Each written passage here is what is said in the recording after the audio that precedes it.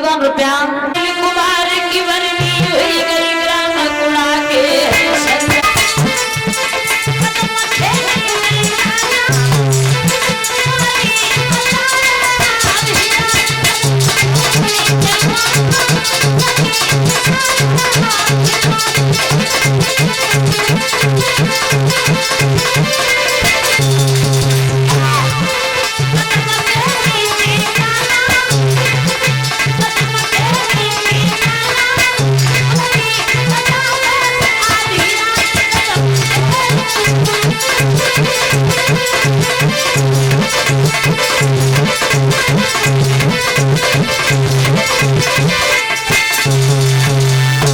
आइए भागवत कथा में उग्र समुद्र ने हम जना समझ पाई कि न को कौन सो जोड़ा है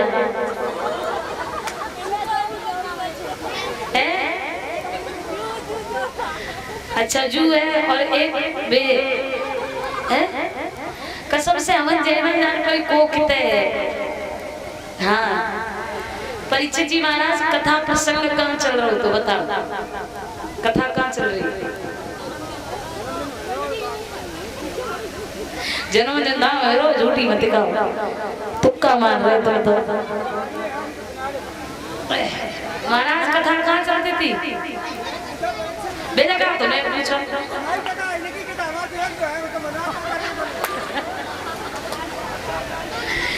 तब तुम जाई थी वो में घूमत रहा था हम तो ये किए सवेरे कर लो नीचे ना सजे दई ऐसे ना चलते हैं दो जने साजे साजे में तुम्हारा ये की करवा तुम नहीं भागवत बता हैं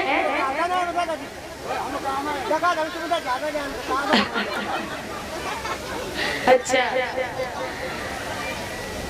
गलत बात है बताओ एक दूसरे को संग देते रहने की याद बनाए रखो बताओ क्या फायदा है चिल्लाने जा गान पे सुनिए जा गान पे निकल गई है हाँ कबो कबो को पागल की बात ध्यान रखो करो जिंदगी में काम है आते हैं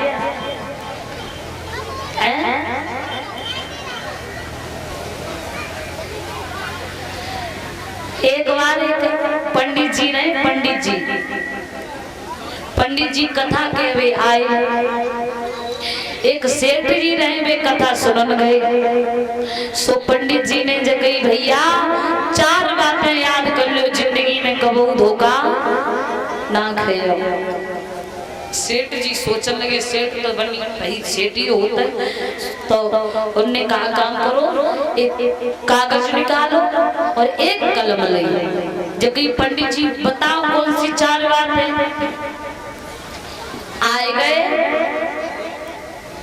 बैठ गए शायद पता हो उठे गए चल रहे सेठ जी ने वे 4 बातें नोट कर ली पता नहीं कब जरूरत पड़ जाए सेठ जी कथा सुने के घरे गए सो सेठानी ने बिस्तर पे ही भोजन बिस्तर पे ही पानी सब दो और सेठ जी 4 पाई पे लेटे लेटे वो कागज जो तो सो निकालो और वे 4 बातें याद करने लगे आए गए बैठ गए उठ गए चल रहे आए गए बैठ गए उठ गए और चल रहे जी 4 बातें याद करते करते सेठ जी सोए गए तो मैया सपनों दूसरो हो तो भर रहे वो दूसरो हो सपने में भर रहे में अंतर जानता सपनों चुपचाप देखो जा दूसरों न जान पाता और भर रहे में तो चिल्लाने लगा सोत नहीं है हाँ सो सेठ जी बर्राने लगे आधी रात को भो और इधर से चोर चोरी करे आए सेठ जी के घर बगल में छोटी सी दीवार है वहां आए खड़े हुए पाए सो सेठ जी चिल्लाए पड़े आए गए हाँ बर्रा लगे अब चोर में सोची डुकरा जग रहा तो दीवार के सारे बैठ गए सेठ जी कहने लगे बैठ गए अब चोर के पाए कितने हो तो भैया सो चोर उठ के खड़े हो गए रास्ता देखने लगे सो एकदम सेठ जी बोले उठ गए अब चोर जो होते सो भाजन लगे सेठ जी कहने लगे अच्छा चल रहा है अगर वे चार बातें याद न हुई होती तो उनको घर जो तो सो खाली खोका रहता कुछ कुछ बात याद रखो करो। हाँ, तो कथा का प्रसंग चल रहा था। द्रोमलिक नाम के राक्षस ने पवन रेखा के साथ छल किया। पवन रेखा ने सहेलियों से कह दिया, जंगली बंदर ने मुझे पछाड़ दिया, तमाचा मार दिया, मेरा श्रृंगार उजाड़ दिया। घर पहुंची, गर्भ का समय पूरा हुआ। घोर घड़ी नक्षत्र में एक पुत्र का जन्म हुआ। पवन रेखा की कोख से जब बच्चा पैदा हुआ, उस दिन आंधी तूफान आए। यमुना की पार जो थी ना वो हिलने लगी, पृथ्वी तोड़ने लगी, अशुन पे अशुन होने लगे हैं। और एक बात ध्यान रखना, जब किसी भगवान के भक्त का जन्म होता है तो एकदम शांति वातावरण होता है। और जब कोई राक्षस पैदा होता है कि राक्षस का राक्षस ही होगा, हम ऐसे को घर में नहीं रख सकते। कलश में बंद करके दूर जंगल में एक पेड़ पे लटकवा दिया। उग्रसेन से कह दिया, महाराज मेरा गर्भ खंडित हो गया। उग्रसेन यही समझते रहे। एक दिन उग्रसेन शिकार खेलने गए तो पेड़ पे वो कलश लटका था, उस कलश में से बच्चे के रोने की आवाज आ रही थी। उग्रसेन ने कलश उतरवाया, देखा का एक लड़का है। उन्हें भी एक राज्य में राजा की जरूरत यानी पुत्र की जरूरत थी। उन्होंने वो कलश उतरवाया, उसमें से बच्चे को निकाला और घर लेके गए। तो विद्वानों ने कलश में मिलने की वजह से उसका नाम कंस रख दिया। घोर घड़ी नक्षत्र में कंस का जन्म हुआ। और कंस जब धीरे धीरे बड़ा हुआ तो उपद्रव करने लगा, साथ के बच्चों को मारने पीटने लगा। भैया बचपन में ये कंस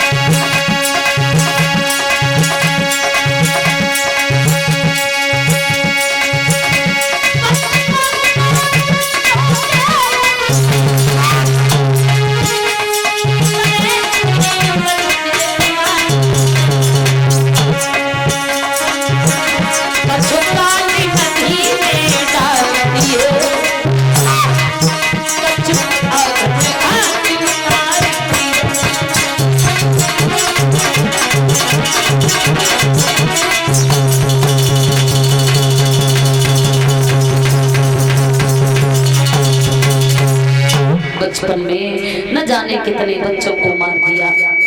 उग्रसेन के पास शिकायतें आने लगी। उग्रसेन ने समझाओ, लेकिन कंस की एक भी बात समझ में नहीं आई। पिता को उठा के जेल में डाल दिया। कंस स्वयं राजा बन गया। और जब उसके साथ के जो थे तो सबसे पहले एक ऐलान किया है, मंत्री से कहा, मंत्री हमारे राज्य में ये खबर कर दो, कोई भी यज्ञ नहीं करेगा, कोई हवन पूजा पाठ नहीं करेगा, कोई जरूरत नहीं है करने की।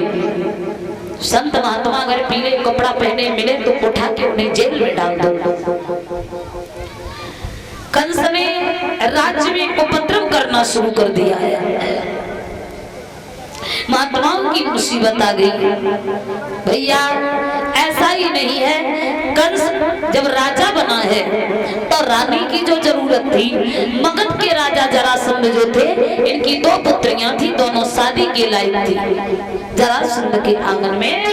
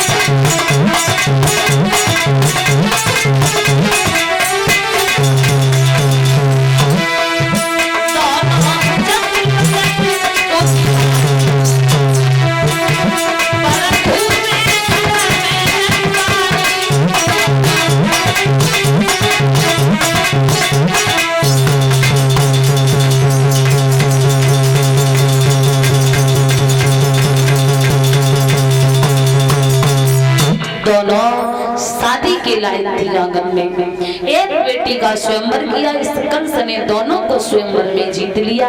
कंस की दो पत्नियां थी, हस्ती और प्राप्ति। कंस जब धीरे धीरे कुछ बड़ा और आगे बढ़ा है तो इस कंस की एक चचेरी बहन थी। चचेरी बहन जो थी देवक की पुत्री देवकी, आंगन में शादी योगी थी। कंस देवकी से बड़ा प्रेम करता था। कवि ने तो यहाँ तक लिखा है, देवकी जो थी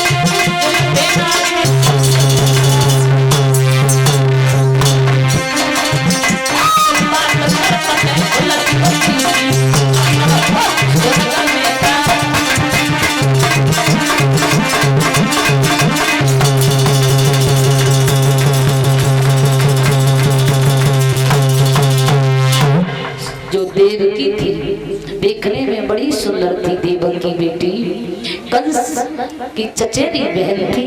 बड़ा प्रेम करता था कंस, लेकिन भैया शादी के लायक देवकी हुई है तो कंस को चिंता बढ़ने लगी। इस कंस के एक मित्र थे, बटेश्वर के रहने वाले सूरसेन के पुत्र वसुदेव। तो एक बार वसुदेव जी ने सोचा अपने मित्र से मिलने चले, बहुत दिन हो गए मिले नहीं है। मथुरा में मिलने क्यों आए हैं तो मित्र मित्र से मिला है। किसी ने ये नहीं जाना कि दोनों में से पहले कौन मिला है। दोनों मित्र नहाने के लिए घर गए हैं तो देवकी ने वसुदेव को देख लिया।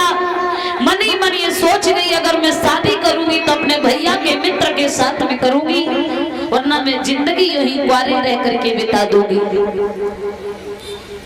श्रोताओं, दोनों मित्र स्नान करने के बाद भोजन पाने के लिए जब बैठे हैं तो देवकी स्वयं अपने हाथों से भोजन का थाल परोस के लेके चली है, लेकिन भैया के मित्र की ओर देखने लगी है। वसुदेव देवकी एक दूसरे को देख रहे थे। कंस देखकर हैरान रह गया। इसका मतलब मेरी बहन शादी के लायक है और हमें इसकी शादी कर देनी चाहिए। देवकी और वसुदेव की आपस में आंखों ही आंखों में बात हुई है। वसुदेव से देवकी बोली है, महाराज कुछ तुम भी झिझक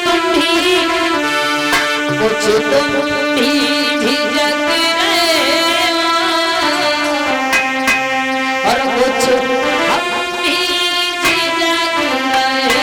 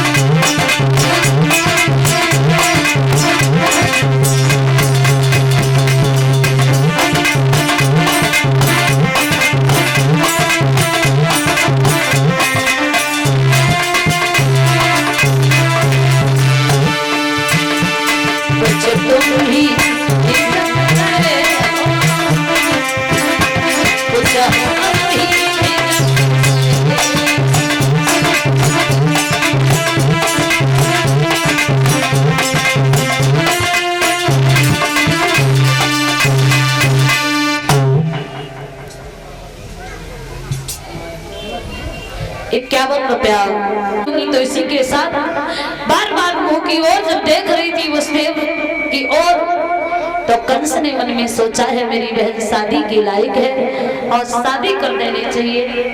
देवक के पास पहुंचे हैं, चाचा देवकी शादी के लायक है, आप एक काम करो देवकी की शादी कर दो। शादी के लिए किसी सुंदर घर को देख करके शादी कर दीजिए।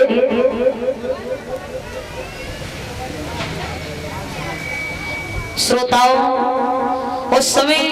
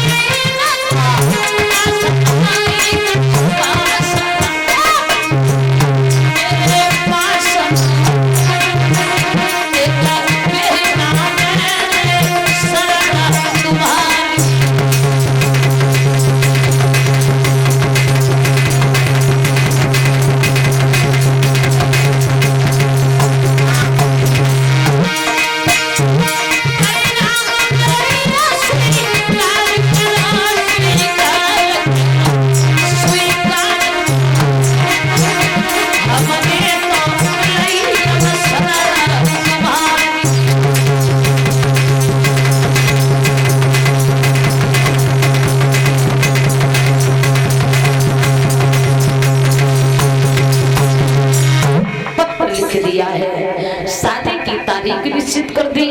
बारात लेके आए वसुदेव, देवकी और वसुदेव का विवाह हुआ।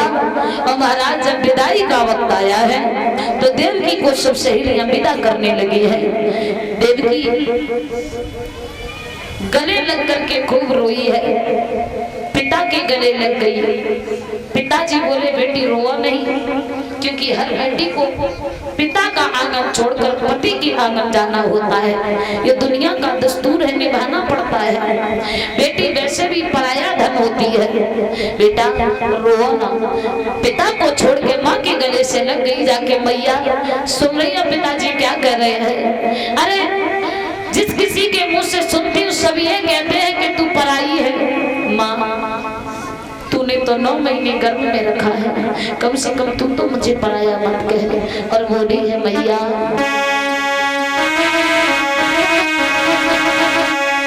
किसी ने से लगा लो मार मुझको सब लोग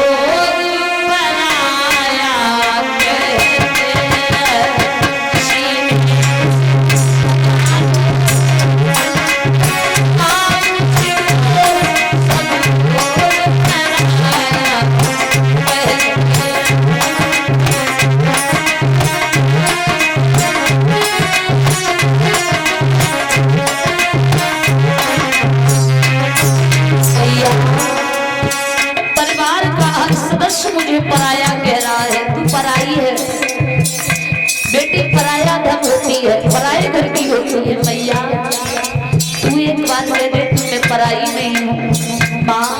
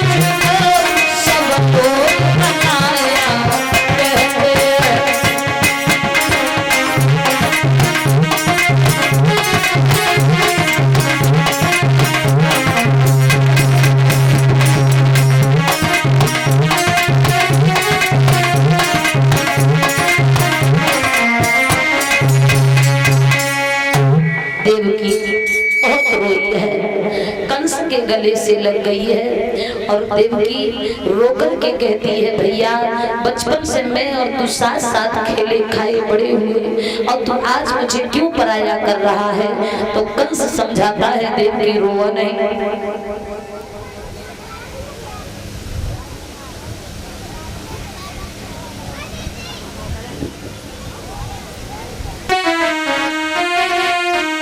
बोली है देवकी भैया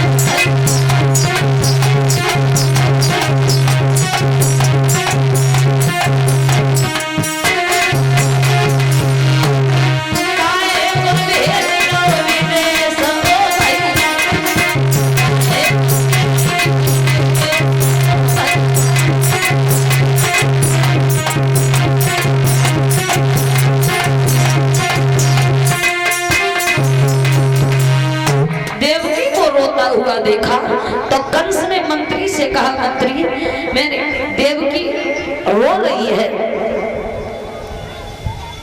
और आज मैं अपने हाथों से अपनी बहन को विदा करने जाऊंगा।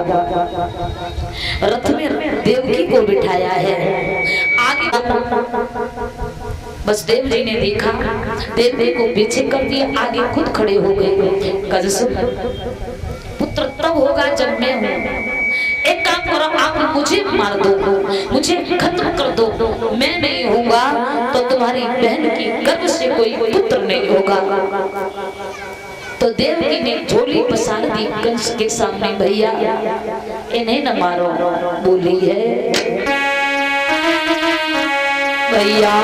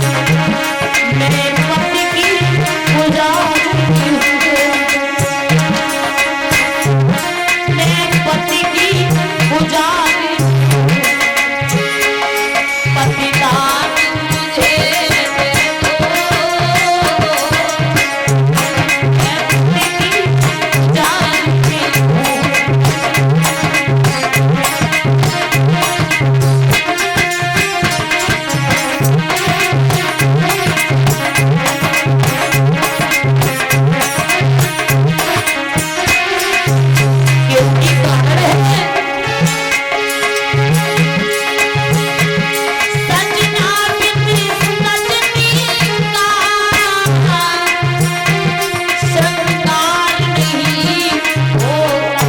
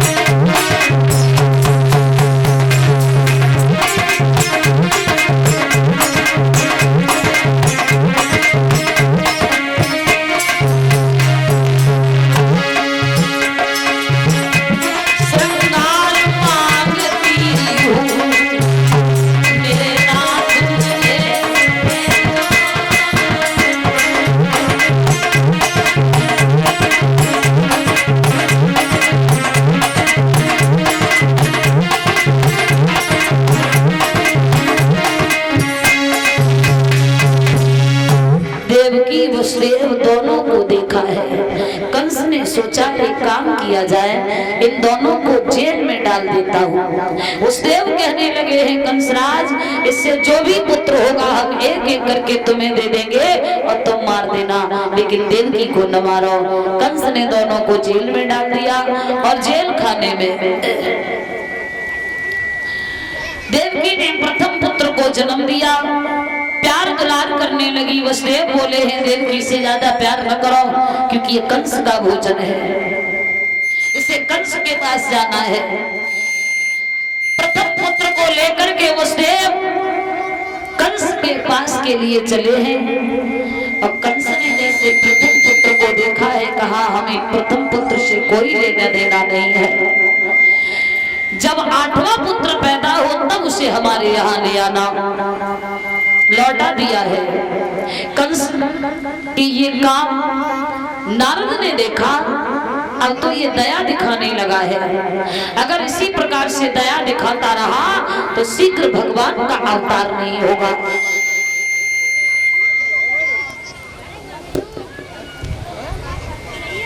श्रोता बंधुओं, उसी समय देवकी कि कोख से जो बालक प्रथम पैदा हुआ था, नारद ने जाकर कंस से कहा कंसराज, देवकी का कोई सा भी पुत्र पहला और कोई सा भी पुत्र 8वां हो सकता है, देवकी की हर पुत्र को मार दो।